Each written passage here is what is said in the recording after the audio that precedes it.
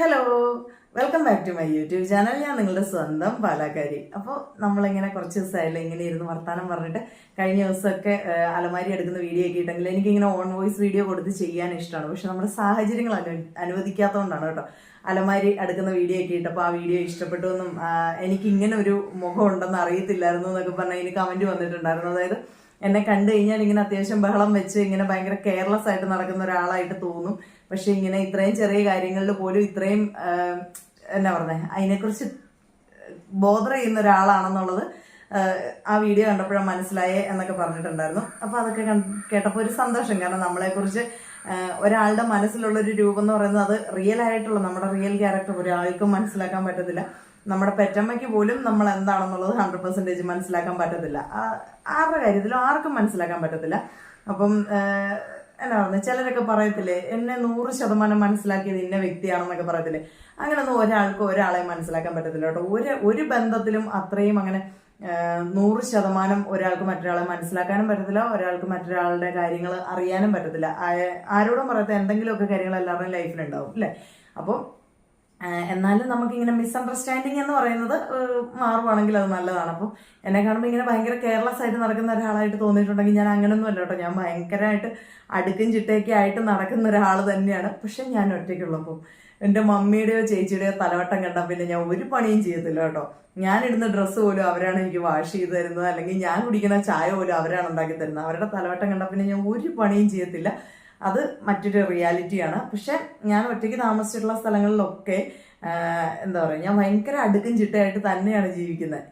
ഇച്ചായനും ഞാനിവിടെ തമ്മിൽ വഴക്കുണ്ടാകുന്നത് പോലും എൻ്റെ ഓവറായിട്ടുള്ള വൃത്തിയും ഇച്ചിരി OCD ഉണ്ടെന്ന് ഞാൻ പറഞ്ഞായിരുന്നല്ലോ. ആ ഒരു OCDയും അടുക്കും വൃത്തിയാക്കലും ഈ ഞാൻ അടുക്കി വെക്കുന്ന സാധനങ്ങളിനെ ഒക്കെ എടുത്ത് ചായ മാറ്റി വെക്കുന്നതൊക്കെയാണ് ഞങ്ങൾക്കിടയിലെ പ്രശ്നങ്ങൾ ഉണ്ടായിക്കൊണ്ടിരുന്നതിന്റെ കാരണം തന്നെ. ഇപ്പൊ ഞാൻ ആ OCD ഒന്ന് കുറയ്ക്കുന്നതിന്റെ ഭാഗമായിട്ട് കുറച്ചൊക്കെ ഒന്ന് അലമ്പി ജീവിക്കാൻ പഠിച്ചുകൊണ്ടിരിക്കുകയായിരുന്നു. പക്ഷേ എന്നാ പറയുന്നത്, വീണ്ടും എന്നാലും നമ്മൾ എത്രയൊക്കെ അങ്ങനെ മാറാൻ ശ്രമിച്ചാലും ചില സമയങ്ങളിൽ നമ്മൾ വീണ്ടും ആ പഴയ പോലെ ആയിപ്പോവും. അപ്പോൾ അങ്ങനെ ഞാൻ വീണ്ടും ആ ഒരു പഴയതിലേക്ക് പോയിക്കൊണ്ടിരിക്കുകയാണ്. ശ്രമിച്ചിട്ടും പറ്റുന്നില്ല. മേ ബി വല്ല കൗൺസിലിംഗ് ഒക്കെ വേണ്ടി വരുമെന്നൊന്നും എനിക്ക് അറിയത്തില്ല. മിക്കവാറും വേണ്ടി വരുമെന്ന് തോന്നുന്നു. കാരണം ഇപ്പൊ കുറച്ച് കൈവിട്ടു പോയൊരവസ്ഥയിലേക്ക് പോയിക്കൊണ്ടിരിക്കുകയാണ് ഈ OCDയും കാര്യങ്ങളൊക്കെ. അങ്ങനെ അപ്പം എന്നെക്കുറിച്ചുള്ള ചില ധാരണകളൊക്കെ എൻ്റെ ഈ വീഡിയോസ് വഴി മാറുന്നുണ്ട് എന്നുള്ളത് അറിഞ്ഞതിൽ വലിയ വലിയ വലിയ വലിയ സന്തോഷം. അപ്പം എന്നെ കണ്ടാൽ നിങ്ങൾ ഒട്ടും എക്സ്പെക്ട് ചെയ്യലാത്ത വേറൊരു സ്വഭാവം ഞാൻ പറയാം. എന്നാന്ന് വെച്ചാൽ ഈ ചെറിയ ചെറിയ സാധനങ്ങളില്ലേ അതുപോലും എടുത്ത് സൂക്ഷിച്ചു വെക്കുന്ന ഒരു സ്വഭാവം എനിക്കുണ്ട്. അതായത് കുറേ സാധനങ്ങളൊക്കെ എൻ്റെത് മറ്റുള്ള ആൾക്കാരെടുത്ത് കളഞ്ഞിട്ടുണ്ട് കേട്ടോ, മറ്റുള്ള ആൾക്കാരെടുത്ത് നശിപ്പിച്ചിട്ടുണ്ട്. അതായത് നിസ്സാരം ഞാൻ ഇപ്പം എൻ്റെ ബാഗ് നോക്കിക്കഴിഞ്ഞാൽ ലാസ്റ്റ് 1 month ഞാൻ ട്രാവൽ ചെയ്തതിൻ്റെ ബസ് ടിക്കറ്റ് എൻ്റെ ബാഗിലുണ്ടാവും. അത് ഞാൻ എപ്പോഴെങ്കിലും ഒരു സമയത്താണ് എടുത്ത് കളയുക. ഞാൻ ബസ്സിൽ കയറി ടിക്കറ്റ് എടുത്തിട്ട് ആ ടിക്കറ്റ് അപ്പോഴേ ചുരുട്ടി കളയത്തില്ല. ഞാനത് എൻ്റെ ബാഗിൽ വെക്കും. ബാഗിൽ വെച്ച് കഴിഞ്ഞിട്ട് പിന്നെ അത് അവിടെ തന്നെ കിടക്കും. ഒരു മാസമൊക്കെ ആകുമ്പോൾ ഞാൻ എൻ്റെ ബാഗ് ഒന്ന് ക്ലീൻ ചെയ്യുമ്പോഴാണ് ഞാനതെല്ലാം കൂടെ എടുത്ത് കളയുന്നത്. അങ്ങനെ പോലും ഒരു പേപ്പർ എൻ്റെ കയ്യിൽ നിന്ന് നഷ്ടപ്പെടത്തില്ല എന്ന് എനിക്ക് നല്ല കോൺഫിഡൻസ് ഉണ്ട് കേട്ടോ. അപ്പോൾ അങ്ങനെ സാധനങ്ങൾ സൂക്ഷിക്കുന്ന ഞാൻ ഭയങ്കര പ്രഷ്യസ് ആയിട്ട് എടുത്തു വെക്കുന്ന ചില സാധനങ്ങളുണ്ട്. അപ്പം എനിക്ക് ഞാൻ ആദ്യമായിട്ട് വാങ്ങിച്ചു തന്ന മൊബൈലിന്റെ കവറ്, അങ്ങനെയുള്ള സാധനങ്ങളൊക്കെ ഞാൻ ഭയങ്കര ഇതായിട്ട് സൂക്ഷിച്ചു വെച്ചിട്ടുണ്ടായിരുന്നു. ആദ്യം വാങ്ങിച്ചു തന്ന മിഠായിയുടെ കവറ് അങ്ങനെയൊക്കെ എടുത്തു വെച്ചിട്ടുണ്ടായിരുന്നു. അതൊക്കെ പക്ഷെ നമ്മളിങ്ങനെ മറ്റു നാടുകളിലില്ലായിരുന്നു, നമ്മൾ പുറത്തൊക്കെ ആയിരുന്നല്ലോ. അപ്പോൾ അവിടുന്ന് നമ്മൾ ഇങ്ങോട്ട് പാക്ക് ചെയ്ത് പോരുന്ന സമയത്ത് മറ്റുള്ള ആൾക്കാർ, ചിലപ്പോൾ നമ്മളെ ഹെൽപ്പ് ചെയ്യാനൊക്കെ വരുന്ന ആൾക്കാർ എടുത്തങ്ങ് കളയും. ഓ ഇതെന്തിനാ ഒരു കാലി കവറല്ലേ. അപ്പോൾ ചിലപ്പോൾ എനിക്കത് പറയാൻ ബുദ്ധിമുട്ടുണ്ടാവും. അത് ഇന്നതാണ്, കളയണ്ടെന്ന് ഞാൻ പറയും. പക്ഷെ ഇന്നതാണെന്ന് പറയാൻ എനിക്ക് ചിലപ്പോൾ ബുദ്ധിമുട്ട് വരും. പക്ഷെ ഈ വരുന്ന ആൾക്കാർ എടുത്തിട്ട് അതങ്ങോട്ട് കളയും. നമ്മൾ കളയണ്ടെന്ന് പറഞ്ഞാൽ കളയണ്ടെന്നാണല്ലോ അർത്ഥം. പക്ഷെ അവരത് മൈൻഡ് ചെയ്യത്തില്ല, അവരതെടുത്ത് ഇങ്ങനെ ദൂരോട്ട് കളഞ്ഞേക്കും. അങ്ങനെ എൻ്റെ ഒരുപാട് സാധനങ്ങളും മറ്റുള്ള ആൾക്കാർ നശിപ്പിച്ച് കളഞ്ഞിട്ടുണ്ട്. എന്നാലും എന്നാ പറയുന്നത്, ഞാൻ വളരെ വളരെ വളരെ പ്രഷ്യസ് ആയിട്ട് വെച്ചിരിക്കുന്ന കുറച്ച് സാധനങ്ങളുണ്ട്. കഴിഞ്ഞ ദിവസം ഞങ്ങൾ വാഗമണ് പോയിച്ച് വന്നപ്പോഴേ ഞാൻ അതൊക്കെ എടുത്തുകൊണ്ട് വന്നു കേട്ടോ. ഇപ്പം ഞാനതൊക്കെ ഇങ്ങനെ അലമാരി കഴിഞ്ഞ ദിവസം അടുക്കി പെറുക്കി. അപ്പോൾ അലമാരിക്കകത്തെ ഏറ്റവും സേഫ് സോണിലേക്ക് അത് മാറ്റാൻ വേണ്ടിയിട്ട് ഇങ്ങനെ എടുത്തു വെച്ചതാണ്. അത് എല്ലാം വാഗമണ്ണിൽ ഇരുന്നുകൊണ്ട് ഇങ്ങനെ പൂത്തൊക്കെ കുറച്ചൊരു ഇതായിട്ടുണ്ട്. അവിടുത്തെ ക്ലൈമറ്റും ഉണ്ട്, സാധനങ്ങളെല്ലാം പൂക്കുമല്ലോ. അപ്പോൾ അങ്ങനെ പൂത്തൊക്കെ ഇതായിട്ടുണ്ട്. അപ്പോൾ ഞാൻ അതൊക്കെ ഒന്ന് റെഡിയാക്കിയൊക്കെ ഒന്ന് വെക്കാമെന്ന് വിചാരിച്ചെടുത്താണ്. അപ്പോൾ എനിക്ക് നിങ്ങളുമായിട്ട് അതൊന്ന് ഷെയർ ചെയ്യണം എന്ന് തോന്നി. കാരണം എന്നെ കണ്ടു കഴിഞ്ഞാൽ പറയത്തില്ലല്ലോ, ഞാൻ ഇങ്ങനെ ചെറിയ ചെറിയ കാര്യങ്ങൾക്ക് പോലും ഭയങ്കരമായിട്ട് സെൻസിറ്റീവ് ആവുന്ന ഒരാളാണ്, അല്ലെ ചെറിയ കാര്യങ്ങൾക്ക് ഒരു ഒത്തിരി ഇമ്പോർട്ടൻസ് കൊടുക്കുന്ന ഒരാളാണെന്ന് എന്നെ കണ്ടു കഴിഞ്ഞാൽ ഒരിക്കലും പറയത്തില്ല എന്ന് എനിക്ക് തന്നെ അറിയാം. കാരണം എനിക്കൊക്കെ ഒരു തൻ്റെടി ഇമേജാണ് എല്ലായിടത്തും ഉള്ളത്. അപ്പം നമ്മൾ ഇത്രയും ചെറിയ കാര്യങ്ങൾ ഇത്രയും ഇഷ്ടത്തോടെ എടുത്ത് വെക്കും എന്നൊന്നും ആരും പ്രതീക്ഷിക്കത്തില്ല. ഇപ്പം എൻ്റെ ഇരിക്കുന്നതൊന്നും ചെറിയ കാര്യങ്ങളല്ല കേട്ടോ, അതൊക്കെ വലിയ കാര്യങ്ങളാണ്. പക്ഷെ ഞാൻ നേരത്തെ പറഞ്ഞ പോലെ ഞാൻ ആദ്യം വാങ്ങിച്ചു ഫോണിൻ്റെ കവറ്, അതുപോലെ എന്നാ പറയുന്നത്, അങ്ങനെ പല പല പല പല സാധനങ്ങളും എന്നാ പറയുന്നത് എൻ്റെ കയ്യിൽ ഉണ്ടായിരുന്നു. പക്ഷേ എൻ്റെ ഫ്രണ്ട്സ് എനിക്ക് തന്നിട്ടുള്ള കുറേ സാധനങ്ങൾ ഒക്കെ ഉണ്ടായിരുന്നു. അതൊക്കെ വാഗമണിലെ വീട്ടിൽ ഇപ്പോഴും ഇരിപ്പുണ്ട് കേട്ടോ.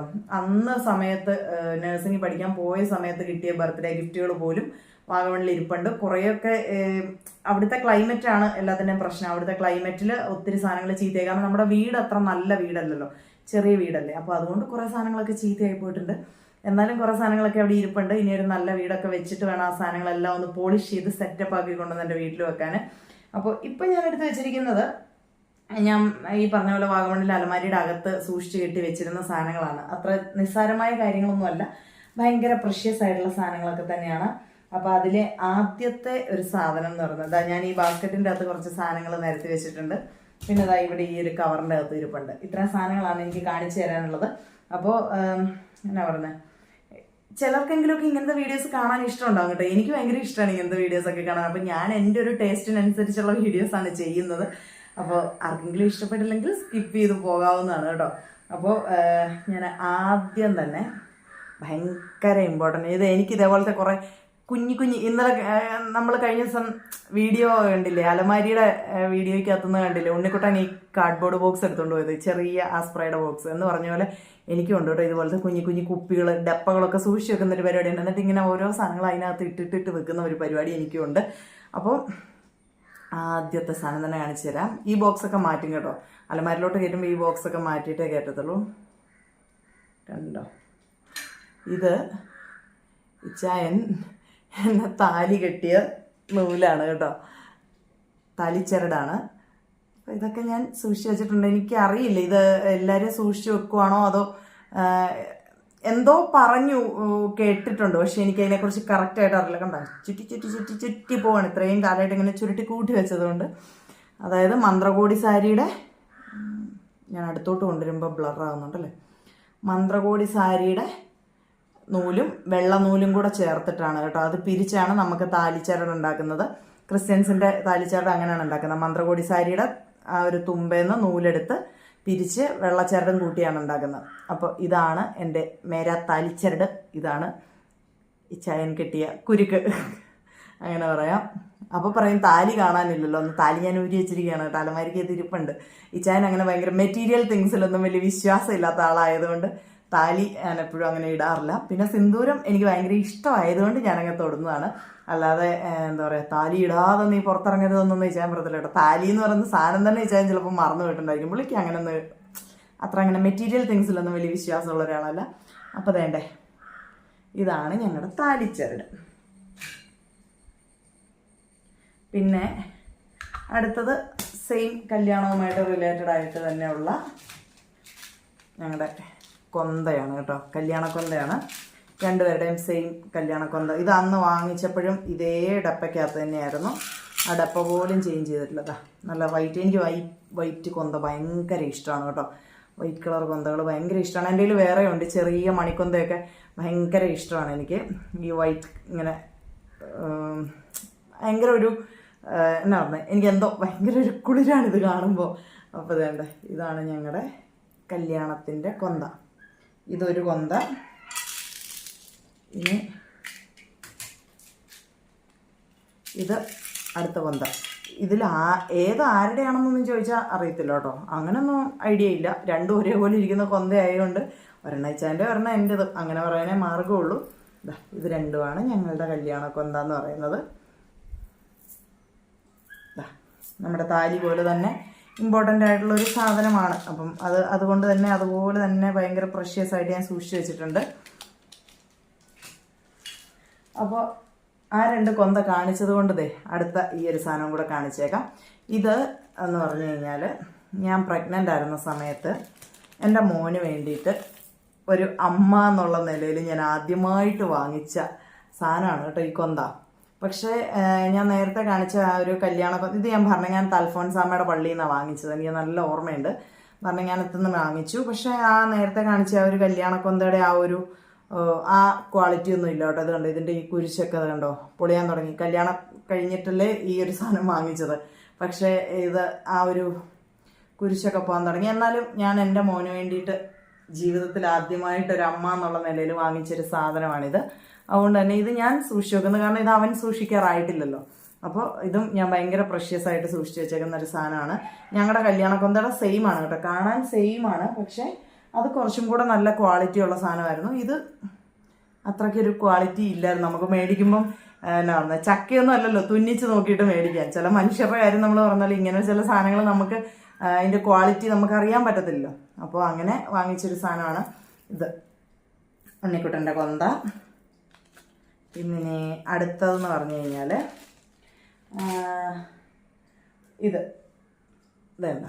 ഇത് ഉണ്ണിക്കുട്ടൻ ഉണ്ടായപ്പം ഞങ്ങളുടെ 2 പേരുടെയും കയ്യിൽ ഇട്ടിരുന്ന ബാൻഡാണ് കേട്ടോ. ഇത് ഉണ്ണിക്കുട്ടൻ്റെ കയ്യിലുള്ളത്, ഇതെൻ്റെ കയ്യിലുള്ളത്. പേരൊക്കെ എഴുതിയിരുന്നൊക്കെ മായഞ്ഞു പോയി. ഇപ്പം ഞാൻ എൻ്റെ ഒരു ഇത് പറയാം കേട്ടോ. നമ്മളിപ്പം പിള്ളേർ വലുതാവുമ്പോഴത്തേക്കിന് അവരുടെ പേരിൻ്റെ കൂടെ സർനെയിമായിട്ട് അപ്പൻ്റെ പേരോ അമ്മയുടെ പേരോ ചിലപ്പോൾ കുടുംബ പേരോ അല്ലെങ്കിൽ ജാതി പേരോ ഒക്കെ ചേർക്കുന്നുണ്ടാവും. പക്ഷേ ലൈഫിൽ നമ്മുടെ മക്കൾ ജനിച്ചു കഴിയുമ്പോൾ ഫസ്റ്റ് ടൈം അവരെ അറിയപ്പെടുന്നത് ബേബി ഓഫ് എന്ന് പറഞ്ഞിട്ട് അമ്മയുടെ പേരാണ് അവിടെ ചേർക്കുന്നത്. ശരിയല്ലേ? ഏറ്റവും ആദ്യം നമ്മുടെ മക്കൾ അറിയപ്പെടുന്നത് നമ്മുടെ പേരിലാണ്, അമ്മയുടെ ആ ഒരു ലേബലിലാണ് നമ്മുടെ മക്കൾ അറിയപ്പെടുന്നത്. അതിന് ശേഷമാണ് നമ്മുടെ മക്കൾക്ക് ഈ പറയുന്ന വാലുകളൊക്കെ വരുന്നത്, അപ്പൻ്റെ പേരായിട്ടും കുടുംബ പേരായിട്ടും ജാതി പേരായിട്ടും ഒക്കെ വരുന്നത്. അപ്പം അങ്ങനെ വേണ്ടേ കണ്ടോ, ബേബി ഓഫ് അൽഫോൻസ് ഒക്കെ മാഞ്ഞു പോയി കേട്ടോ. ഇത് അവിടെ ഇരുന്ന് പൂത്തിട്ട് പൂപ്പൽ പിടിച്ച് മാഞ്ഞു പോയതാണ് കേട്ടോ. കണ്ടോ, ബേബി ഓഫ് അൽഫോൻസ്. അപ്പോൾ എൻ്റെ ഉണ്ണിക്കുട്ടൻ്റെ ആദ്യത്തെ ലേബൽ എന്ന് പറയുന്നത് ബേബി ഓഫ് അൽഫോൻസ് എന്നായിരുന്നു. അപ്പോൾ ഞങ്ങളുടെ 2 പേരുടെയും കൈ കെട്ടിയിരുന്ന ആ ഒരു ബാൻഡ് ഞാനിവിടെ എടുത്ത് വെച്ചിട്ടുണ്ട്, സൂക്ഷിച്ച് വെച്ചിട്ടുണ്ട്. അതേപോലെ തന്നെ ഇതെന്ന് പറഞ്ഞാൽ നമ്മുടെ ഇല്ലായ്മയുടെ ഒരു പ്രതീകം അങ്ങനെ തന്നെ പറയാം. കാരണം നമുക്ക് ഒന്നും ഇല്ലാഞ്ഞ കാലത്ത് ഞാനും എൻ്റെ ചേച്ചിയൊക്കെ ഞങ്ങൾ മാറി കെട്ടിയിട്ടുള്ള വാച്ചാണ്. ഇപ്പം എൻ്റെ അലമാരിയിൽ എൻ്റെ 3-4 വാച്ച് ഇരിപ്പുണ്ട്. പിന്നെ കേടായ വാച്ചുകൾ ഇരിപ്പുണ്ട്, ബാറ്ററി മാറാനുള്ള വാച്ചുകൾ ഇരിപ്പുണ്ട്. നിങ്ങൾ എന്നെ വീഡിയോയിൽ കാണുമ്പോൾ ചിലപ്പോൾ ഞാൻ ഒരേ വാച്ച് കെട്ടുന്നതൊക്കെ ആയിരിക്കും കാണുന്നത്. പക്ഷേ ഇന്ന് നമുക്ക് തരാതരത്തിന് മാറിക്കെട്ടാൻ ഒത്തിരി വാച്ചുകളും കാര്യങ്ങളൊക്കെ ഉണ്ട്. പക്ഷേ ഇതൊരു ഓർമ്മപ്പെടുത്തലാണ്. നമ്മൾ വന്ന വഴി നമ്മൾ ഒരിക്കലും മറക്കാൻ പാടില്ല. ഇത് ഞാനും എൻ്റെ ചേച്ചിയൊക്കെ മാറി കെട്ടിയതാണ്. ഇന്നിപ്പം ദൈവം സഹായിച്ച് നമ്മൾ ആഗ്രഹിക്കുന്ന ഒരു സാധനം വാങ്ങിക്കാനുള്ളൊരു ഇതൊക്കെ ദൈവം തന്നിട്ടുണ്ട്. എന്നാൽ പോലും നമ്മൾ ഒരിക്കലും മറ്റൊരാളുടെ ഇല്ലായ്മ കണ്ടില്ലെന്ന് നടിക്കരുത്. ഒരാൾ നമ്മുടെ മുമ്പിൽ നിൽക്കുമ്പോൾ ചിലപ്പോൾ അവർക്ക് നമ്മളോട് ചോദിക്കാനൊരു ബുദ്ധിമുട്ടുണ്ടാവും.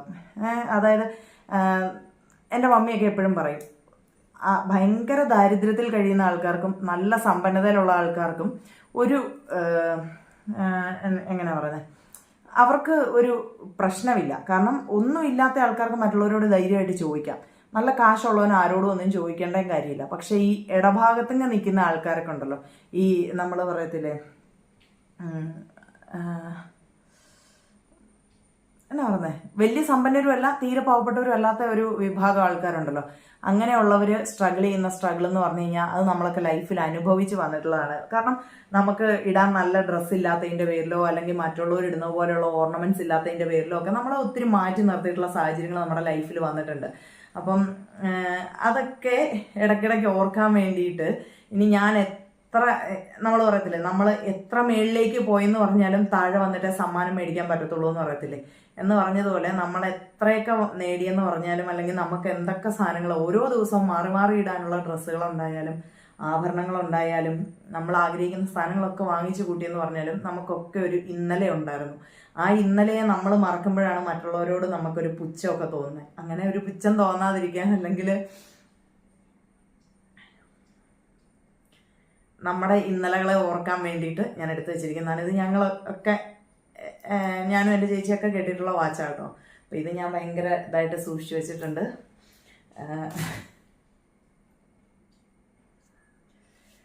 പിന്നെ ഞാൻ ഇന്നാള് കൊല്ലത്തൊക്കെ പോയപ്പം മഞ്ചാടിക്കുരു പെറുക്കുന്നതിൻ്റെ വീഡിയോ ഒക്കെ ഇട്ടപ്പം എൻ്റെ ചില കൂട്ടുകാർ പറഞ്ഞു, എന്തിനാ ഇങ്ങനെ പ്രഹസനം കാണിക്കുന്ന, വീഡിയോയ്ക്ക് വേണ്ടിയിട്ട് ചിലത് കാണിച്ചു കൂട്ടലുകളായിട്ട് ഒക്കെ. ഞാൻ പറഞ്ഞില്ല, നമ്മളെക്കുറിച്ച് കറക്റ്റായിട്ട് അറിയത്തില്ലാത്ത ആൾക്കാരാണ് ഇരുന്ന് ഈ ജഡ്ജ് ചെയ്യുന്നത്. പക്ഷെ എന്നെ സംബന്ധിച്ചിടത്തോളം എനിക്ക് കുഞ്ഞിലേ മുതലേ ഈ കുന്നിക്കുരു മഞ്ചാടിക്കുരു എന്നൊക്കെ പറയുന്ന സാധനത്തോട് ഭയങ്കര ഒരു ഇഷ്ടമാണ്. എനിക്ക് കുറച്ച് ഈ ട്രഡീഷണൽ ആയിട്ടുള്ള സാധനങ്ങളോടൊക്കെ ഭയങ്കര ഇഷ്ടമാണ്. മയിൽപീലി, മഞ്ചാടിക്കുരു, അങ്ങനെയൊക്കെ എനിക്ക് ഇഷ്ടമുള്ള സാധനങ്ങൾ കുറേ സാധനങ്ങളുണ്ട്. എൻ്റെ പുറമേ ഉള്ള ഒരു ആറ്റിറ്റ്യൂഡും എൻ്റെ ടേസ്റ്റുകളും തമ്മിൽ ജെല്ലായി പോകത്തില്ല. എന്നെ പുറമേ കണ്ടു കഴിഞ്ഞാൽ കുറച്ചൊരു ആഷ് ബൂഷായിട്ട് തോന്നും, അല്ലെങ്കിൽ ഒരു തൻ്റെടിയായിട്ട് തോന്നും. പക്ഷെ എൻ്റെ ഇഷ്ടങ്ങളെന്ന് പറയുന്നത് നേരെ ഓപ്പോസിറ്റാണ്. ഭയങ്കര ട്രഡീഷണലി ഉള്ള കുറച്ച് ഇഷ്ടങ്ങൾ എനിക്കുണ്ട്. അപ്പോൾ അതിൻ്റെ ഒരു ഉത്തരവാണ് ഞാൻ ഈ മഞ്ചാടിക്കുരുവിനോടുള്ള ഇഷ്ടമൊക്കെ കാണിക്കുന്നത്. ചുമ്മാതെയാണോ അല്ലയോ എന്നുള്ളതിൻ്റെ ഒരു തെളിവാണിത്.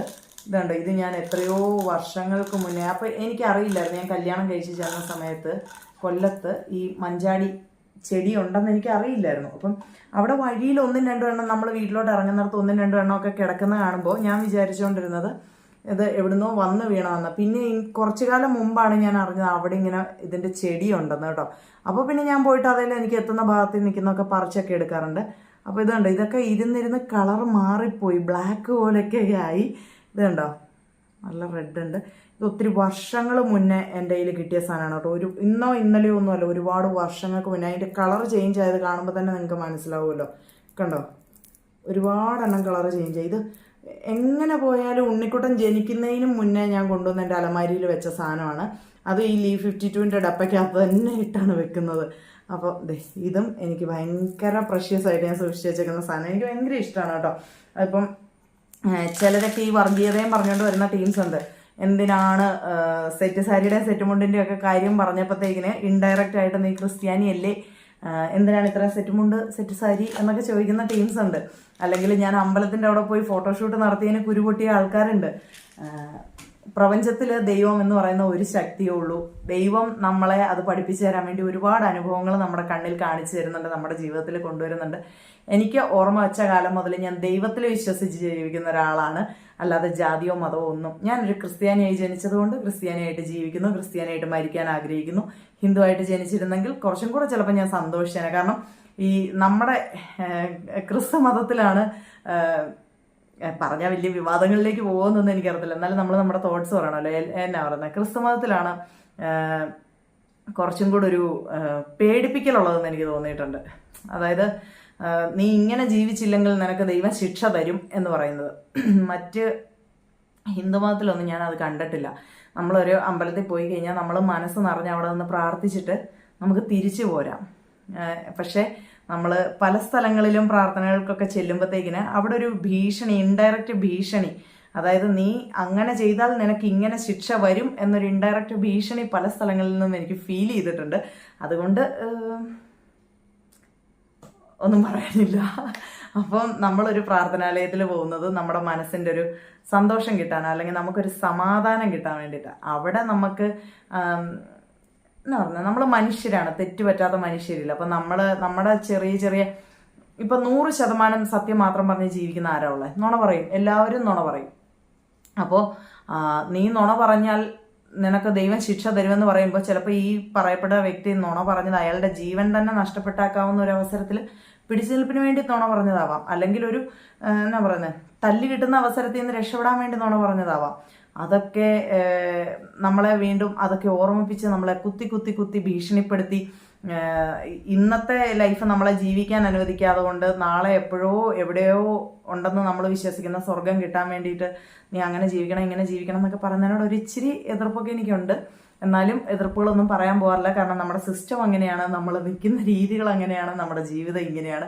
അപ്പോൾ ഒഴുക്കിനൊത്തങ്ങോട്ട് പോവുക എന്നുള്ളതേ ഉള്ളൂ. നമ്മൾ നമ്മുടെ ഇഷ്ടങ്ങളൊക്കെ ചെയ്യുക. ഞാൻ എന്തായാലും ഒരു മതത്തെയും അങ്ങനെ ഓവറായിട്ട് നിങ്ങൾ ഇന്ന മതത്തിൽ വിശ്വസിക്കണമെന്നൊന്നും ഞാൻ ആരോടും പറയത്തുമില്ല.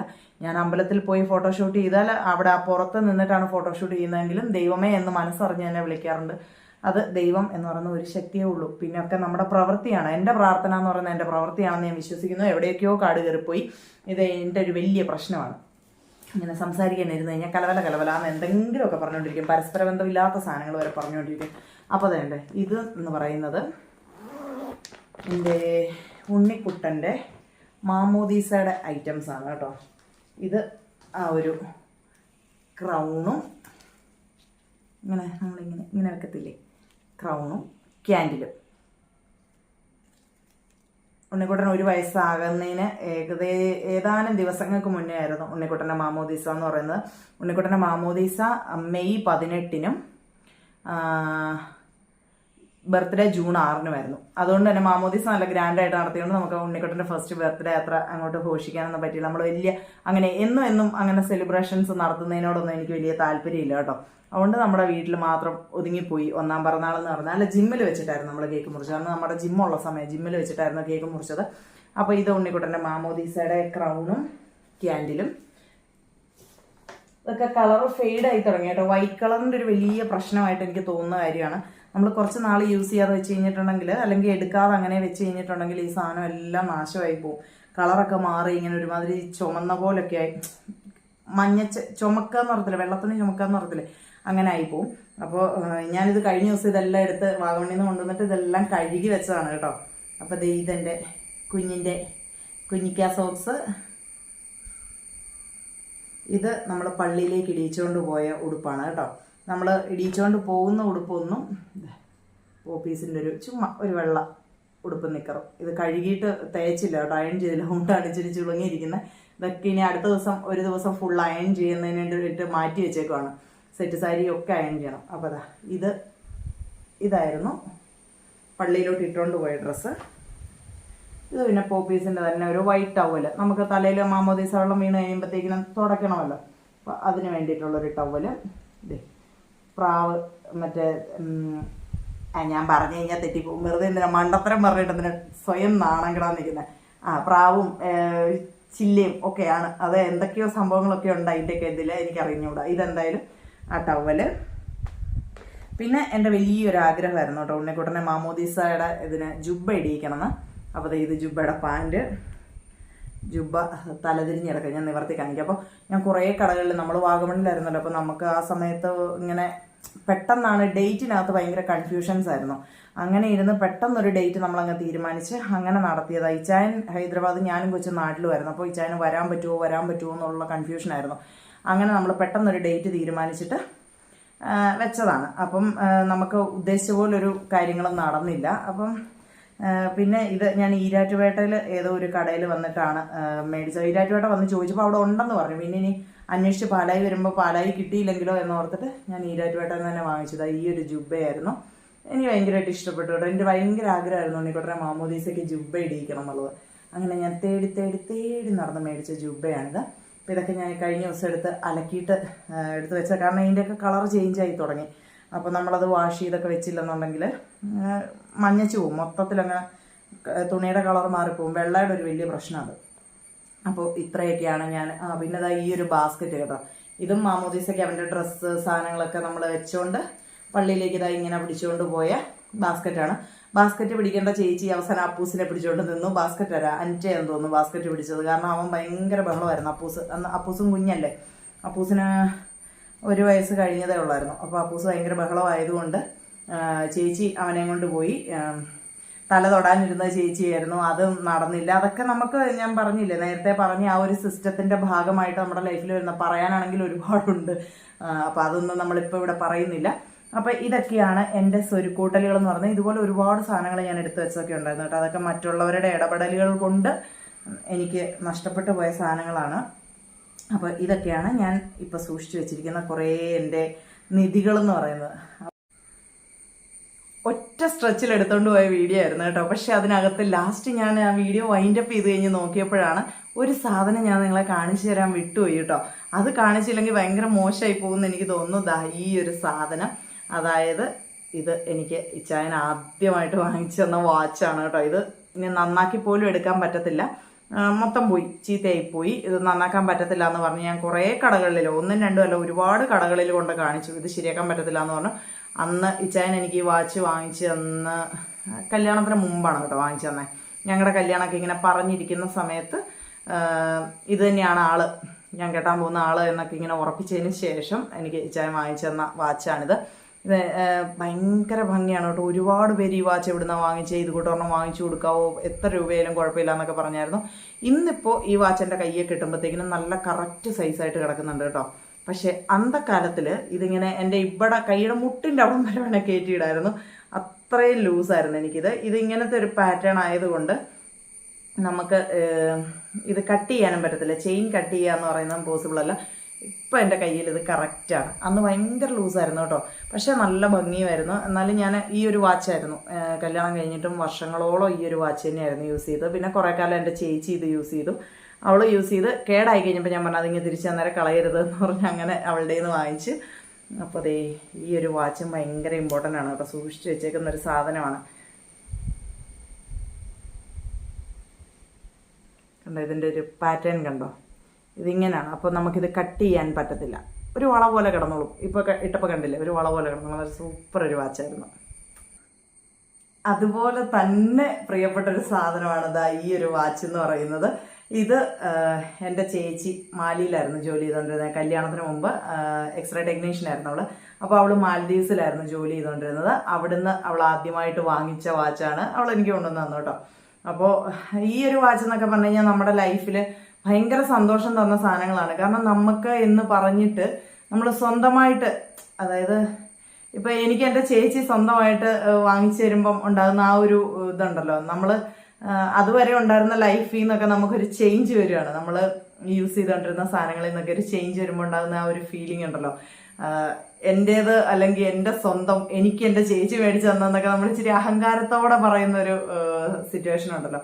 അങ്ങനെ അവൾ എനിക്ക് വാങ്ങിച്ചു തന്ന വാച്ചാണ് കേട്ടോ. ഇതും നല്ല വാച്ചായിരുന്നു. ഒത്തിരി വർഷങ്ങൾ ഞാൻ ഉപയോഗിച്ചു. എൻ്റെ കല്യാണം വരെയും ഞാൻ ഈ സാധനം തന്നെ ഉപയോഗിച്ചുകൊണ്ടിരുന്നത്. അത് കഴിഞ്ഞപ്പോഴാണ് കല്യാണത്തിൻ്റെ തൊട്ട് മുന്നേ എന്ന് പറഞ്ഞാലാണ് ഞാൻ ആ വാച്ച് വാങ്ങിച്ചു തന്നത്. അതുവരെയെന്ന് പറഞ്ഞാൽ ഈ വാച്ച് ഇതും ശരിയാക്കാൻ പറ്റത്തില്ല കേട്ടോ. കാരണം ഒത്തിരി വർഷങ്ങൾ ഉപയോഗിച്ചു, പക്ഷേ ഇപ്പോൾ ഇതിനി ശരിയാക്കി എടുക്കാൻ പറ്റത്തില്ല എന്ന് കടയെന്ന് പറഞ്ഞു. ഞാൻ ഒത്തിരി കടകളിൽ കൊണ്ട് കാണിച്ചു, ഈ വാച്ചും ആ വാച്ചും കാണിച്ചു, പക്ഷേ ശരിയാക്കാൻ പറ്റത്തില്ല എന്ന് പറഞ്ഞു. കളറൊക്കെ ഫെയ്ഡായി, ഒത്തിരി കാലം ഇതിൻ്റെ കളറൊന്നും ഒന്നും ആകാതെ ഉണ്ടായിരുന്നു കേട്ടോ. അപ്പോൾ ഇതും അങ്ങനെ സൂക്ഷിച്ച് വെച്ചേക്കുന്ന ഒരു സാധനം. ഇതൊക്കെ എൻ്റെ അലമാരിയുടെ ആ ഒരു എൻ്റെ അധോലോകത്തിൽ അതിൻ്റെ ആ ഒരു ഗോഡൗണിൻ്റെ അകത്ത് കയറാൻ പോകുന്ന സാധനങ്ങളാണ് ഇതൊക്കെ. പിന്നെ മറ്റൊരു പ്രിയപ്പെട്ട സാധനം എന്ന് പറയുന്നത് ഇതാണ് കേട്ടോ. ഇത് എന്നോട് കുറേ പേര് ചോദിച്ചിട്ടുണ്ട്, ഇത് എന്താണ് ഈ ലോക്കറ്റ്, ഇത് എന്നതാന്ന് ചോദിച്ചിട്ടുണ്ട്.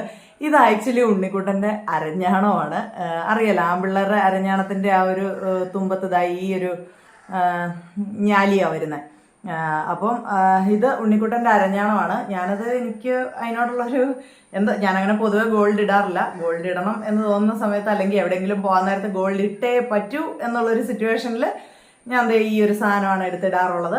മാക്സിമം ഇടാറില്ല കേട്ടോ. ഇതിപ്പോൾ കഴിഞ്ഞ ദിവസം വാഗമണിലേക്ക് പോയപ്പോൾ എടുത്തിട്ടതാണ്, വന്നിട്ട് പിന്നെ ഊരിയില്ല.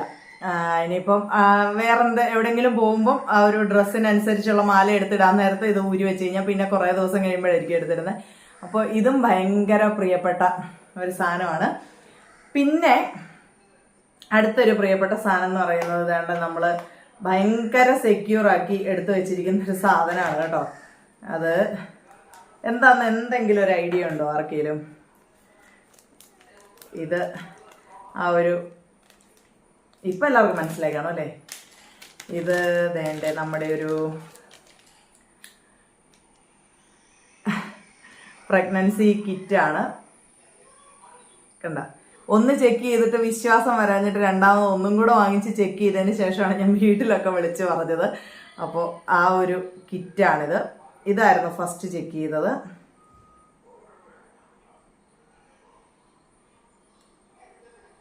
ഇതായിരുന്നു ഫസ്റ്റ് ചെക്ക് ചെയ്തത്. പിന്നെ ഇത് സെക്കൻഡ് ചെക്ക് ചെയ്തത്. ഈ സാധനം ഇത് ഇടയ്ക്ക് വെച്ചിട്ട് ഞാൻ വെച്ച സ്ഥലത്ത് ഇത് കാണാതെ പോയി. അങ്ങനെ ഞാനിത് ഞാൻ ഭയങ്കരമായിട്ട് സങ്കടപ്പെട്ടു കേട്ടോ. അങ്ങനെ സങ്കടപ്പെട്ട് നേർച്ചയൊക്കെ നേർന്ന് പ്രാർത്ഥിച്ച് എനിക്ക് തിരിച്ചു കിട്ടി. എന്തായാലും അപ്പം തന്നെ എടുത്ത് അലമാരിയുടെ ആ ഒരു ലോക്കറിൽ വെച്ചു. വീട് മാറിയ സമയത്ത് എടുത്ത് ഒരു ബാഗിൽ ഇട്ടതാണ്. അപ്പോൾ എന്നിട്ട് പിന്നെ അത് അവിടെയാണ് വെച്ചതെന്ന് മറന്നുപോയിട്ട് ബാക്കി എല്ലാ ഭാഗത്തും തപ്പി. ആ ഒരു അറയ്ക്കകത്ത് ഇത് കിടക്കുന്ന കണ്ടില്ല. അത് കഴിഞ്ഞപ്പോഴത്തേക്കിന് പിന്നെ പെട്ടെന്ന് എടുത്ത് അലമാരിക്കകത്ത് വെച്ചതാണ്. പിന്നെ ഇനിയുള്ളൊരു സാധനം എന്ന് പറയുന്നത് ഒറ്റയ്ക്ക് വഴി വെട്ടി വന്നവനാടാന്ന് പറഞ്ഞാൽ ചോരക്കളിയായിട്ട് വന്ന ഒരുത്തൻ്റെ ഉടുപ്പാണ്. ഇത് ഇതാണ് ഉണ്ണിക്കുട്ടൻ ജനിച്ചു കഴിഞ്ഞപ്പോൾ ഫസ്റ്റ് ഇടിയിച്ച ഉടുപ്പ്. ഈ ഉടുപ്പ് ഇത് കണ്ടോ, ഇത് എൻ്റെ ചോരയാണ് ഈ കിടക്കുന്നത്. ഇത് കണ്ടോ, ഇതൊക്കെ എൻ്റെ ചോരയുടെ കറയാണ്. ഇതെന്നാ സംഭവം എന്ന് വെച്ചാൽ, ഇവനെ എൻ്റെ അടുത്ത് കൊണ്ടുവന്ന് കിടത്തി കഴിഞ്ഞപ്പം ഇവൻ്റെ കൈ എങ്ങനെ അകത്ത് കയറ്റിയിട്ടിട്ട് എൻ്റെ ക്യാൻലയിൽ ഹൈവിയിലേയും കിടക്കുമായിരുന്നു. അപ്പം ക്യാൻലയുടെ എവിടെ കൊണ്ടുപോയിട്ടിട്ട് കൈയിട്ട് ഇങ്ങനെ തട്ടിയപ്പോൾ അത് ഊരിപ്പോയിട്ട് ഫുള്ള് ബ്ലഡ് വന്നായിരുന്നു. അപ്പോൾ ഇപ്പം അത് പോയി തുടങ്ങി കേട്ടോ. ഇത്രയും വർഷമായില്ലേ, ഇത് ഇവിടെ ഇങ്ങനെ ഫുള്ള് ആ ബ്ലഡും ഒക്കെ ആയിട്ടിരിക്കുകയായിരുന്നു. കണ്ട, ഇതിൽ ഈ കരിമ്പം പിടിച്ച് കാണുന്ന ഭാഗത്ത് എല്ലാം എൻ്റെ ബ്ലഡാണ്. അപ്പം ഇത് കഴുകി കഴിഞ്ഞാൽ ഈ പാട് പോകും. പക്ഷെ കഴുകാതെ വെച്ച് കഴിഞ്ഞാൽ ഇതിൻ്റെ കളറൊക്കെ മങ്ങി തുടങ്ങി. അതുകൊണ്ടൊന്ന് കഴുകാമെന്ന് വിചാരിക്കുന്നു. അപ്പം ഇതാണ് ഉണ്ണിക്കുട്ടൻ ഫസ്റ്റ് ഇട്ട ഉടുപ്പ്. പിന്നെ ഇനി ഇതാണ് ഉണ്ണിക്കുട്ടൻ ആദ്യം ഇട്ട തള. നമ്മൾ ഗോൾഡിൻ്റെ തളയൊക്കെ മേടിക്കുന്നതിന് മുന്നേ ഇതെൻ്റെ ഏറ്റവും ഡിയറസ്റ്റ് ഫ്രണ്ട് ഷീന എന്ന് പറഞ്ഞിട്ട് ഹൈദരാബാദിൽ എൻ്റെ ഫ്രണ്ടാണ്. ഷീനയും ശ്രീജിത്തേട്ടനും കൂടെ ഉണ്ണിക്കുട്ടനെ വാങ്ങിച്ചു കൊടുത്താണ്. ഉണ്ണിക്കുട്ടനുള്ള വോക്കറും ഒക്കെ അവരാണ് കേട്ടോ വാങ്ങിച്ചു കൊടുത്തത്. അപ്പോൾ ഈ ഒരു തള അവളാണ് കൊണ്ടുവന്ന് ആദ്യമായിട്ട് ഉണ്ണിക്കുട്ടൻ്റെ കാലയിലിടുന്നത്. ഇത് നിറച്ച് കിലുക്കമൊക്കെ ഉണ്ടായിരുന്നു കേട്ടോ. ആ കിലുക്കമൊക്കെ പറഞ്ഞു പോയി. ഇത് മാറണ്ടെന്ന് വിചാരിച്ചിട്ട് ഞാൻ അങ്ങനെ എടുത്തു വെച്ചതാണ്. ഇത് മാറുന്നില്ല, ഇത് അങ്ങനെ ഇരുന്നോട്ടെ എന്ന് വിചാരിച്ചിട്ട് എടുത്തു വെച്ചാണ്. നമ്മളത് കഴിഞ്ഞിട്ട് വേറെ വെള്ളിയൊക്കെ മാറിയൊക്കെ വാങ്ങിച്ചായിരുന്നു. പക്ഷെ ഇത് മാത്രം മാറാൻ മനസ്സനുവദിച്ചില്ല. ഒന്ന് ഷീനയോടുള്ള ആ ഒരു ബന്ധവും, പിന്നെ രണ്ട് ഈ പറഞ്ഞ പോലെ ഉണ്ണിക്കുട്ടനെ ഫസ്റ്റ് ഇട്ടതല്ലേ, അതുകൊണ്ട് അങ്ങനെ ഇത് അവൻ്റെ കാത്തള. അപ്പോൾ എന്തൊക്കെയോ സംസാരിച്ച് നമ്മൾ ഇങ്ങനെയുള്ള വീഡിയോസ് ചെയ്യുമ്പോഴാണ് ശരിക്കും എൻ്റെ ഉള്ളിലുള്ള ആ ഒരു നാഗവല്ലി പുറത്ത് വരുന്നത്. അപ്പോൾ എനിക്ക് എൻ്റെ ഉള്ളിൽ നിങ്ങളോട് സംസാരിക്കണം, അല്ലെങ്കിൽ ഏതെങ്കിലും ഒരു അവസരത്തിൽ പറയണം എന്നൊക്കെ വിചാരിച്ച് ഞാനിങ്ങനെ വെച്ചിരിക്കുന്ന കാര്യങ്ങളൊക്കെ തേട്ടി പുറത്തോട്ട് വരും കേട്ടോ. അപ്പോൾ ഞാനിങ്ങനെ സംസാരിക്കും, വീഡിയോയുടെ ലെങ്ത് കൂടും, അതൊക്കെ ഒരു വലിയ പ്രശ്നമായിട്ട് വന്നുകൊണ്ടിരിക്കുകയാണ്. എന്നാലും ഇപ്പം എന്താ പറയുക, കുറച്ച് കാര്യങ്ങളൊക്കെ നിങ്ങളുമായിട്ട് സംസാരിച്ചപ്പോൾ എനിക്കും ഒരു സന്തോഷം. നമ്മുടെ വീഡിയോ കാണാനും സംസാരം കേൾക്കാനും ഒക്കെ ഇഷ്ടമുള്ള ആൾക്കാർക്കാണെങ്കിൽ അവർക്കും സന്തോഷമാണെന്ന് വിചാരിക്കുന്നു. അപ്പോൾ ഞാനിങ്ങനെ ആലോചിക്കുന്നുണ്ടേ, എന്തായാലും ഇത്തരം കാര്യങ്ങൾ പറഞ്ഞതുകൊണ്ട് ഞാനിങ്ങനെ ആലോചിക്കുന്നുണ്ട്. നമ്മുടെ റിയൽ ലൈഫ് എക്സ്പീരിയൻസ് ഇല്ലേ, നമ്മളിപ്പോൾ ഒരു എന്നാ പറയുക, ഈ ചാനൽ കൊണ്ട് ഉദ്ദേശിക്കുന്നത് മറ്റുള്ളവരിലേക്ക് എന്തെങ്കിലുമൊക്കെ ഒരു മെസ്സേജ് പാസ് ചെയ്യണം എന്നും കൂടെ ആയിരിക്കുമല്ലോ. അപ്പോൾ ഞാനിങ്ങനെ ആലോചിച്ചപ്പം ഞാൻ ഇടയ്ക്കിടയ്ക്ക് ഇങ്ങനെ പറയാറുണ്ട്, ഈ കൂട്ടുകാരുടെയൊക്കെ കയ്യിൽ നിന്ന് മറ്റുള്ളവരുടെ കയ്യിൽ നിന്ന് തേപ്പ് കിട്ടിയതിനെ കുറിച്ചുള്ള റീൽസ് ഒക്കെ ആണെങ്കിലും നിങ്ങൾ നോക്കിയാൽ മനസ്സിലാവും. കൂടുതലും അങ്ങനെയുള്ള ഡയലോഗ്സ് എടുത്തിട്ടാണ് ഞാൻ റീൽസ് ചെയ്യാറ്. അപ്പോൾ പലരും അതിനെ കൺവേർട്ട് ചെയ്ത് എനിക്ക് എന്തോ എൻ്റെ കല്യാണം കഴിഞ്ഞിട്ട് എന്തോ അഫെയർ ഉണ്ടായി, അതിൽ നിന്ന് പണി കിട്ടി എന്നൊക്കെ ഉള്ള രീതിയിലേക്ക് ചിലരെങ്കിലും ഒക്കെ അതിനെ വളച്ചൊടിച്ച് തിരിച്ച് കൊണ്ടുവന്നിട്ട് എനിക്ക് മെസ്സേജ് വിടാറും അല്ലെങ്കിൽ ആ ഒരു രീതിയിലുള്ള സംസാരമൊക്കെ സംസാരിക്കാറുണ്ട്. പക്ഷെ ഞാൻ ഈ പറയുന്ന കാര്യങ്ങൾ മുഴുവൻ എൻ്റെ റിയൽ ലൈഫിൽ നിന്ന് തന്നെ പറയുന്ന കാര്യങ്ങളാണ്. പക്ഷെ അതെല്ലാം എൻ്റെ കുറേ സുഹൃത്തുക്കളിൽ നിന്ന് എനിക്ക് ഉണ്ടായിട്ടുള്ള അനുഭവങ്ങളാണ്. അപ്പം ഞാനിങ്ങനെ കഴിഞ്ഞ ദിവസം ഇങ്ങനെ ഇരുന്ന് ആലോചിച്ചു, നമുക്ക് നമ്മുടെ റിയൽ ലൈഫ് എക്സ്പീരിയൻസ് പറയുന്ന ഒരു സെഗ്മെൻറ്റ് പോലെ ഒന്ന് സ്റ്റാർട്ട് ചെയ്താലോ എന്ന്. അതായത് നമ്മുടെ ലൈഫിൽ വന്ന് നല്ലതും ചീത്തയുമായ കാര്യങ്ങൾ നമ്മളോട് ചെയ്തിട്ട് പോയ ആൾക്കാരുണ്ടാവും. എൻ്റെ ലൈഫിൽ ഒത്തിരി പേരുണ്ട് കേട്ടോ. അങ്ങനെ ഒരുപാട് നമ്മൾ ദൈവതുല്യരായിട്ട് കണ്ട ആൾക്കാരാണ് പിന്നീട് നമ്മുടെ ഏറ്റവും വലിയ ശത്രുവായി മാറിയത്. കാരണം ദൈവത്തെ പോലെ കണ്ട് അതുപോലെ നമ്മൾ എന്നാ പറയുക, ഒരപ്പനായിട്ടോ അപ്പൻ്റെ സ്ഥാനമോ ഒരു വലിയേട്ടൻ്റെ സ്ഥാനമോ ഒരു നല്ലൊരു സുഹൃത്തിൻ്റെ സ്ഥാനമോ ഒക്കെ കൊടുത്തിട്ട് പോലും നമ്മളോട് അതുപോലെ ദ്രോഹം ചെയ്ത് നമ്മുടെ ലൈഫ് തന്നെ കുട്ടിച്ചോറാക്കിയിട്ട് പോയ ആൾക്കാരൊക്കെ ഉണ്ട് നമ്മുടെ ലൈഫിൽ. അത് എൻ്റെ മാത്രമല്ല കേട്ടോ, എൻ്റെ ഇച്ചായൻ്റെയും കൂടെ ലൈഫിലെ കാര്യമാണ് ഞാൻ പറയുന്നത്. കാരണം കല്യാണത്തിന് മുന്നത്തെ ലൈഫിനേക്കായാലും ഭയങ്കര ഇതായിരുന്നു കല്യാണം കഴിഞ്ഞിട്ടുള്ള ലൈഫ്. ഭയങ്കര എക്സ്പീരിയൻസുകളാണ്. ഇങ്ങനെ എന്താ പറയുക, ഒരു സിനിമയൊക്കെ ആക്കി കഴിഞ്ഞാണ്ടല്ലോ 150 ദിവസം സുഖമായിട്ട് ഓടുമെന്ന് എനിക്ക് തോന്നാറുണ്ട് കേട്ടോ. അത്രയ്ക്ക് ഗംഭീരമായ ട്വിസ്റ്റുകളാണ്. അപ്പോൾ ഇങ്ങനെ നമ്മുടെ റിയൽ ലൈഫിൽ വന്നു പോകുന്ന ചില വ്യക്തികളുണ്ട്. അവരെക്കുറിച്ച് നമ്മളിപ്പോൾ അവരുടെ ഐഡൻറ്റിറ്റി ഒന്നും പറഞ്ഞിട്ടല്ല, ആ ഒരു ഇൻസിഡൻറ്റ് എന്താണ് എന്ന് ഇങ്ങനെ ഷെയർ ചെയ്യുന്നൊരു ആ ഒരു ടൈപ്പ് ഓഫ് വീഡിയോസ് കൂടെ ചെയ്താലോ എന്ന് ഞാൻ ആലോചിക്കുന്നുണ്ട്. അതിപ്പോൾ എന്നും അങ്ങനത്തെ വീഡിയോസ് ഒന്നല്ല ഞാൻ പറയുന്നത്. ഇടയ്ക്കൊക്കെ നമ്മളിങ്ങനെ ഇരിക്കുമ്പോൾ ഇന്ന പോലെ ഒരാളുണ്ടായിരുന്നു, ഇന്ന പോലെയാണ് എന്ന് പറഞ്ഞിട്ട് നമ്മൾ ആ ഒരു സ്റ്റോറി പറഞ്ഞു പോവുകയാണെങ്കിൽ കേൾക്കുന്ന ആർക്കെങ്കിലുമൊക്കെ നാളെ ഒരാളോട് നമ്മളൊരു ഫ്രണ്ട്ഷിപ്പ് സ്റ്റാർട്ട് ചെയ്യുമ്പോൾ അല്ലെങ്കിൽ ഒരാളുമായിട്ടൊരു റിലേഷൻ സ്റ്റാർട്ട് ചെയ്യുമ്പോൾ എവിടെയെങ്കിലുമൊക്കെ മനസ്സിൽ കിടന്നോളും, ഇന്ന പോലെയൊക്കെ സംഭവിക്കാൻ ചാൻസുകളുണ്ട്. അല്ലെങ്കിൽ നമ്മളൊന്ന് കെയർഫുൾ ആവും നമ്മുടെ റിലേഷൻസിൽ, മറ്റുള്ളവരുമായിട്ടുള്ള റിലേഷൻസിൽ നമ്മളൊന്ന് കെയർഫുൾ ആവുമെന്ന് എനിക്ക് തോന്നുന്നു. ഞാൻ അങ്ങനെ കുറേ ആൾക്കാരുടെ വീഡിയോസൊക്കെ കാണാറുണ്ട് കേട്ടോ. ഞാൻ കൂടുതലും ഈ മോട്ടിവേഷൻ കാണാറില്ല, ഈ റീൽസിൽ വരുന്ന ചെറിയ സാധനങ്ങളുണ്ടല്ലോ, എനിക്ക് ഭയങ്കര ഇഷ്ടമാണ്, അത് കാണാറുണ്ട്. അതുപോലെ പിന്നെ ഇതേപോലൊക്കെ ഇപ്പം ഞാൻ ഈ ചെയ്ത വീഡിയോ പോലത്തെ വീഡിയോസ് കാണാറുണ്ട്. ഡേ ഇൻ മൈ ലൈഫ് കാണാറുണ്ട്. എനിക്ക് അതൊക്കെ ഭയങ്കര ഇഷ്ടമാണ്. ഞാൻ അങ്ങനത്തെ വീഡിയോസൊക്കെയാണ് കൂടുതൽ കാണാറ്. അപ്പോൾ അതുകൊണ്ടാണ് ഞാനും അങ്ങനത്തെ വീഡിയോസൊക്കെ ചെയ്യുന്നത്. പിന്നെ നമ്മുടെ സബ്സ്ക്രൈബേഴ്സിന്റെ ഇഷ്ടത്തിനനുസരിച്ച് നമ്മുടെ വീഡിയോയുടെ ആ ഒരു ജോണർ നമ്മൾ ചെറുതായിട്ട് മാറ്റിക്കൊണ്ട് പോകുന്നു എന്ന് മാത്രം. അപ്പോൾ നിങ്ങളുടെ അഭിപ്രായം ഒന്ന് കമൻറ്റ് ചെയ്യുവാണെങ്കിൽ നല്ലതായിരിക്കും. അപ്പോൾ ഇത്രയേ ഉള്ളൂ ഇന്നത്തെ വീഡിയോ. എൻ്റെ ഈ ഒരു കുഞ്ഞു കുഞ്ഞു സമ്പാദ്യങ്ങളും ഒക്കെ നിങ്ങൾക്ക് ഇഷ്ടപ്പെട്ടു എന്ന് വിചാരിക്കുന്നു. എന്നെപ്പോലെ ഇതേപോലൊക്കെ സാധനങ്ങളൊക്കെ എടുത്തു വെക്കുന്ന ആരെങ്കിലും ഉണ്ടെങ്കിൽ ഒന്ന് കമൻറ്റ് ചെയ്യുമോ? ഈ വീഡിയോ കാണുന്നതിൽ ഉണ്ട്, ഒത്തിരി പേരുണ്ടെന്ന് എനിക്കറിയാം. കാരണം അവർക്കത് ഭയങ്കര ഇമ്പോർട്ടൻ്റ് ആണ്. ചെറിയ ചെറിയ സാധനങ്ങളാണെങ്കിൽ പോലും നമുക്ക് കിട്ടുന്ന ചിലർ സമ്മാനം തരുന്ന ചില മുട്ടായികളുടെ കവറുകൾ, ചിലർ തരുന്ന പൂക്കൾ, അങ്ങനെയൊക്കെയുള്ള സാധനങ്ങൾ എത്ര ഉണങ്ങിപ്പോയാലും ഒക്കെ സൂക്ഷിച്ച് വെക്കുന്ന ആൾക്കാരൊക്കെ ഉണ്ട്. എനിക്കറിയാം അങ്ങനെയുള്ള ആൾക്കാരുണ്ടെന്ന്. അപ്പോൾ അങ്ങനെയുള്ള ആൾക്കാർ ആരെങ്കിലും ഈ വീഡിയോ കാണുന്നുണ്ടെങ്കിൽ നിങ്ങളൊന്ന് കമൻറ്റ് ചെയ്യണം കേട്ടോ. അറ്റ്ലീസ്റ്റ് ഒരു ഹാർട്ടിൻ്റെ സ്മൈലി എങ്കിലും നിങ്ങൾ കമൻറ്റ് ചെയ്തിട്ട് പോകണം. അതെനിക്കൊരു സന്തോഷമായിരിക്കും. അപ്പോൾ ഇത്രയേ ഉള്ളൂ ഇന്നത്തെ വീഡിയോ. ഓൺ വോയിസ് വീഡിയോസൊക്കെ ഞാൻ പിന്നെ കുറച്ച് ദിവസം കൂടെ കഴിയുമ്പോൾ ചെയ്യാമേ. എനിക്കും കൂടുതൽ കംഫർട്ടബിൾ അതാണ്, ഓൺ വോയിസ് വീഡിയോസ് ചെയ്യുന്നതാണ്. പക്ഷെ ഇപ്പോൾ ഇവിടെ താഴത്തെ വീട്ടിൽ റോഡ് ടാറിങ്ങി നടക്കുന്നുണ്ട്. ഇപ്പോൾ അവരെന്തോ ലഞ്ച് ബ്രേക്കാണെന്ന് തോന്നുന്നു, അതുകൊണ്ടാണ് ബഹളം ഇല്ലാത്ത. അല്ലെങ്കിൽ അത് ഭയങ്കര സൗണ്ടായിരുന്നു. ഞാൻ അലമാരി അടുക്കുന്ന വീഡിയോ ചെയ്തപ്പോഴും ഓൺ വോയിസ് കൊടുക്കണം എന്നാണ് വിചാരിച്ചത്. പക്ഷെ ആ സൗണ്ട് കാരണം എൻ്റെ സൗണ്ടിൻ്റെ മേലെ ആ സൗണ്ട് പോകുന്നതുകൊണ്ട് ഞാൻ വേണ്ടെന്ന് വെച്ചാൽ. പിന്നെ ചീവീടായിട്ടും കാക്കയായിട്ടും ഞാൻ വീഡിയോ എടുക്കാൻ നിൽക്കുമ്പോൾ അറ്റ്ലീസ്റ്റ് എൻ്റെ മമ്മിയുടെ കയ്യിലിരിക്കുന്ന സ്പൂണ് വരെ താഴെ വീഴും. ഭയങ്കര സൗണ്ടാണ്. അപ്പം നിങ്ങൾക്കത് കേൾക്കുമ്പോൾ ഇറിറ്റേഷൻ ആവില്ല എന്ന് വിചാരിച്ചിട്ടാണ്. അപ്പോൾ അത്രേ ഉള്ളൂ. ഇനി ഞാനിരുന്ന് പറഞ്ഞു കഴിഞ്ഞാൽ കലവലാന്ന് പറഞ്ഞുകൊണ്ടിരിക്കും. അപ്പോൾ ഇത്രേ ഉള്ളൂ ഇന്നത്തെ വീഡിയോ ഇഷ്ടപ്പെട്ടെങ്കിൽ ലൈക്ക് ചെയ്യാനും കമൻറ്റ് ചെയ്യാനും മറക്കരുത്. സബ്സ്ക്രൈബ് ചെയ്യാത്ത കൂട്ടുകാരൊക്കെ ഒന്ന് സബ്സ്ക്രൈബ് ചെയ്ത് സപ്പോർട്ട് ചെയ്യണം. നമുക്ക് മറ്റൊരു വീഡിയോയിലൂടെ വീണ്ടും കാണാം.